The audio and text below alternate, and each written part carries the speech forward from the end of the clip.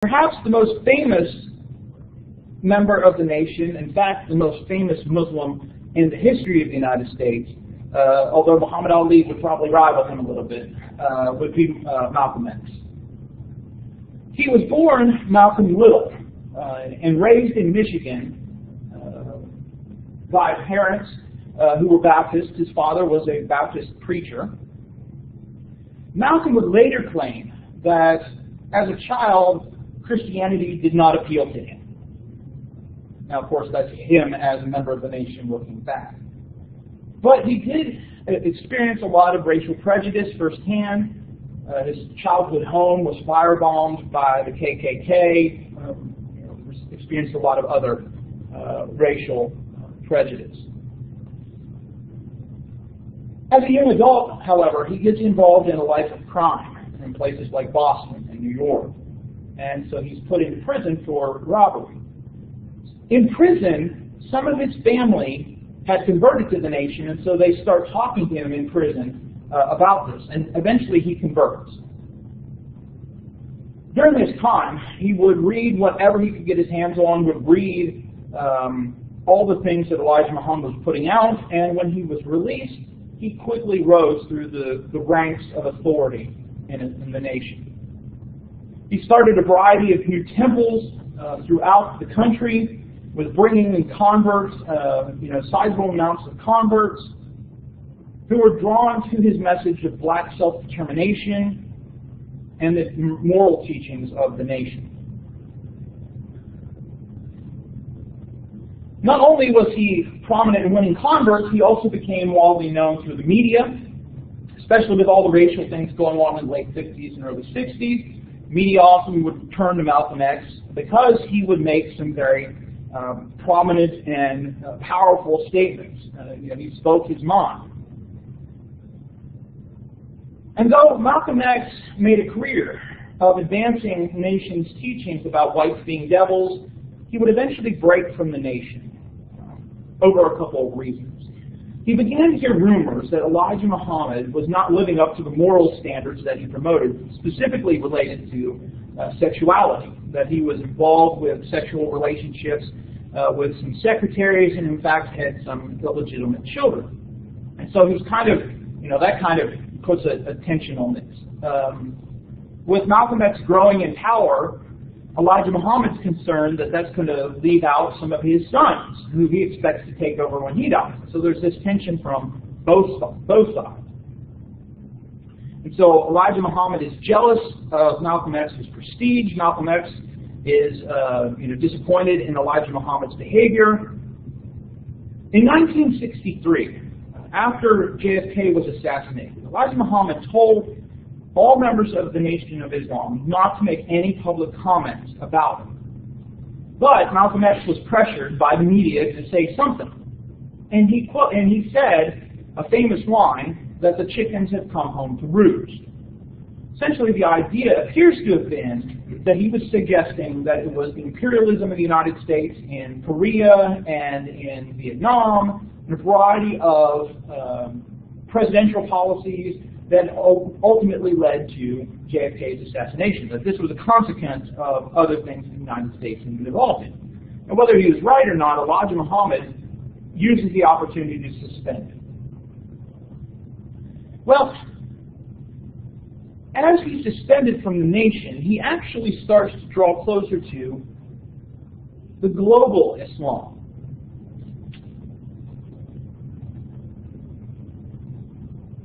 He kind of begins to realize that here he is, a Muslim, connected with Islam. But he doesn't know much about Islam. So he goes on the Hajj in April of 1964. And according to his autobiography, he realized in Mecca that whites were not evil, because he's seeing people of all colors, nationalities, going on the Hajj. He doesn't embrace whites. Right? He thinks that there's a lot of things that need to be done, but he kind of moves away from this idea of there needs to be a separate nation, blacks and whites can't live in the same country, and decides to convert to a Sunni form of Islam. because he feels this shame. Right? He's a Muslim, but he doesn't know the ritual for prayer. He doesn't know some of the basic requirements. After the Hajj, he takes the name Al-Hajj Malik Al-Shabazz. Many in the Nation of Islam are furious, and even his brother condemned him as a false prophet, because he's now vocal against the nation being against Islam. After the split with Elijah Muhammad, there were several attempts on Malcolm X's life. A car bomb plot failed when the person that was supposed to be bombing his car told Malcolm X of the plot. Right? So this is the guy that's supposed to be bombing his car saying, they want me to bomb your car. A firebomb destroyed Malcolm X's house on February 14th, 1965, and a week later he was assassinated giving a speech. It's unclear exactly who all was involved in his assassination. 3 of the individuals who were arrested were members of the Nation of Islam. Only one, a man named Thomas Hagen, confessed to being involved in the shooting. The other 2 maintained their innocence. But the police evidently handled the investigation very poorly. So the crime scene was investigated very quickly. It had to be turned over because there was a dance in the same place that evening. So instead of just closing everything down, they tried to get through it quickly and then made sure that the dance continued that evening. Right? And so there's all sorts of things that suggest that it wasn't completely investigated well enough. They had their guy, and that was it. And so nothing further was ever done against Elijah Muhammad or any of the other leaders. After Elijah Muhammad's death, his son Wallace became the leader. And Wallace, too, decides to become an advocate of Sunni Islam. And most of the community goes with him. He changed the name of the community to the World Community of Al-Islam, and then later to the American Muslim Mission. However, not everybody followed him. A man named Louis Farrakhan kind of took this small group of people that were not willing to go into global Islam and stayed with that. And he became the leader. He was unhappy with these changes and formed this breakaway group that he renamed the Nation of Islam. Wallace would then disband the American Muslim Mission because he came to the conviction that we shouldn't have this kind of African Islam, African American Islam. We all need to be part of one community. In more recent years, even the Nation of Islam, under Louis Farrakhan, has kind of moved closer and closer to where the American Muslim Mission was, so closer to global Islam.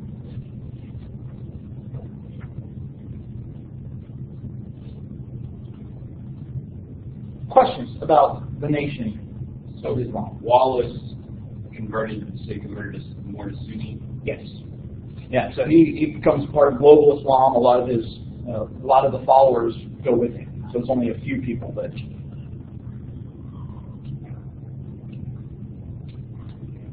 Well, and today we're talking about some of the challenges Muslims face in the United States just because of their positions and because of their religion. One of the challenges has been the saying of the prayers. Now, why would that be a challenge in the United States? We have religious freedom. Why would it become a problem? Culture doesn't like to stop throughout the day. Right, that idea of, I got to stop my work and go do this is, some employers might be open to that. But there have been cases of large numbers of Hertz got into a lawsuit a couple years ago, Hertz Rental Car, because of an issue related to the saying of prayers. Just recently, there was another issue with a meat packing plant that fired a bunch of Muslim workers, and it had to do with the saying of prayers. So there's been a variety of things that have happened like that. The most recent meat packing thing, owners of the plant claim that there was misunderstanding and some other things. But it's not just been these minor issues for some places. So there's the challenge of the workday. What else is a challenge related to the saying of prayers for Muslims in the United States?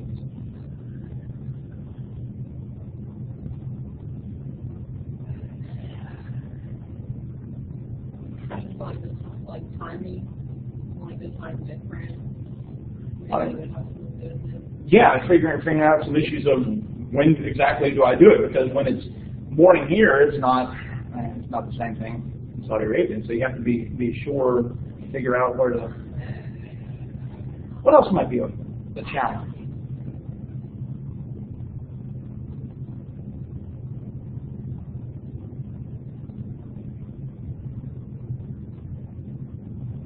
The other one that I could think of was that with Islam, right, the 5 prayers, the obligatory prayers, doing that identifies you as a Muslim.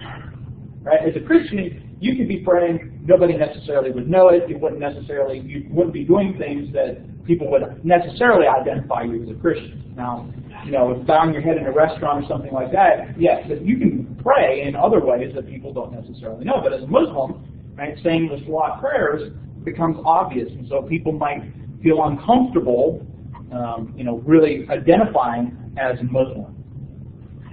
Another challenge Muslims have faced in the United States has to do with some dietary requirements. First would be the preparing of certain foods. Earlier Muslims, as the communities were small, ended up having to buy kosher food from Jewish suppliers. The preparations were close enough that they could be used.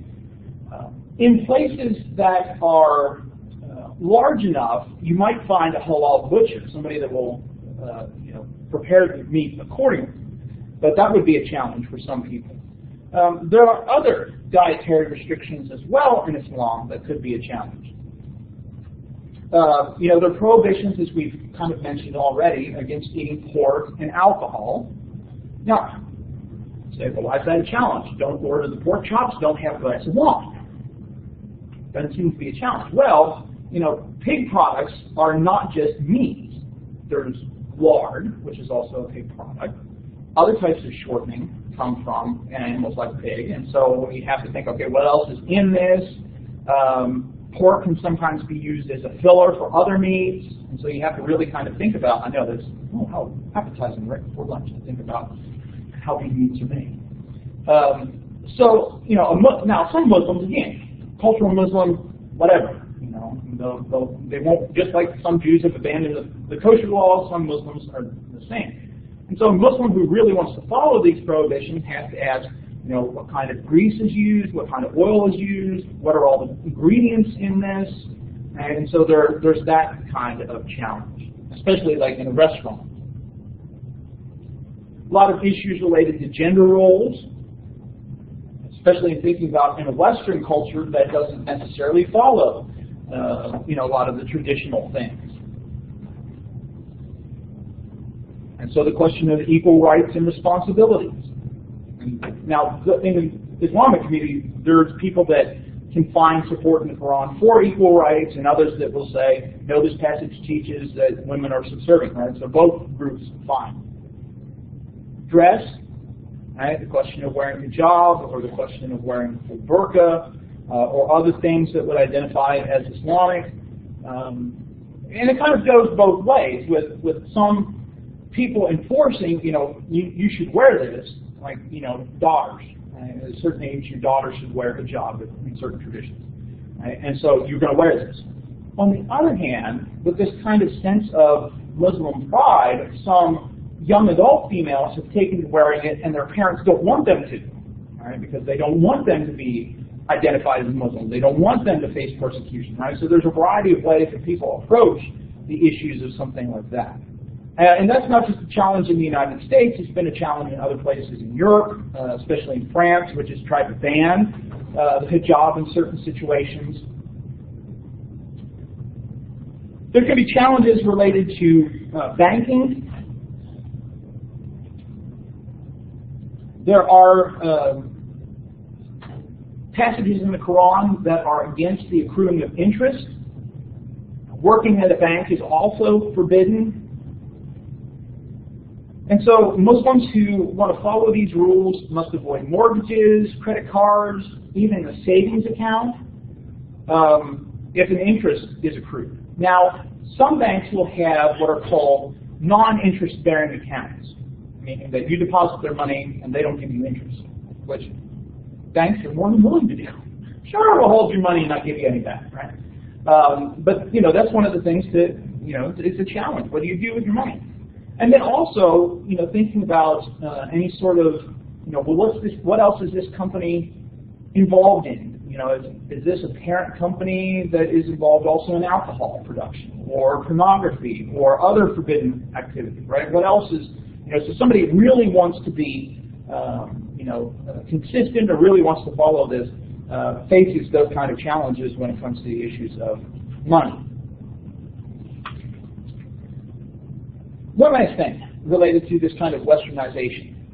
You'll also begin to see, as we finish, one kind of expression of this westernized phenomena is an increase in material culture. Right? Just like you see a variety of Christian stuff, not just books and those kind of things, but other types of productions, you're starting to see more and more in Western countries a variety of products, ranging from a 3D puzzle of the Dome of the Rock to iPods preloaded with Islamic content, or somebody reading the Quran or a sermon. There's the Medina Salat fun game. Here's the description. Now, the Medina Salat fun game offers you entertainment and fun, and at the same time makes it easy for you to learn the meaning and message of the 5 daily prayers. This game will enable you to learn how to perform salat in an easy way and will teach you its purpose, form, and significance. It also helps you to acquire knowledge about the different kinds of prayers offered on various occasions. In short, the Medina Salat fun game will help you embark on your spiritual journey in an easy and fun-filled way. iPods preloaded with content. This, I find this as one that's most interesting. The watch, which comes preset with the prayer times. But not only that, has a directional marker on it. So wherever you are, you know which way to pray, just by looking at your watch. And so you're having this kind of westernized, aspect of it in this merchandise that's developed. Any questions or comments? I said order in the next 19 minutes. Yeah. Come with a prayer road. Yeah. All right. So on Tuesday, we'll talk about some places of conversation, comparison between Islam and might bring in some things with Judaism and Christianity, but especially Islam and Christianity. And then next Thursday,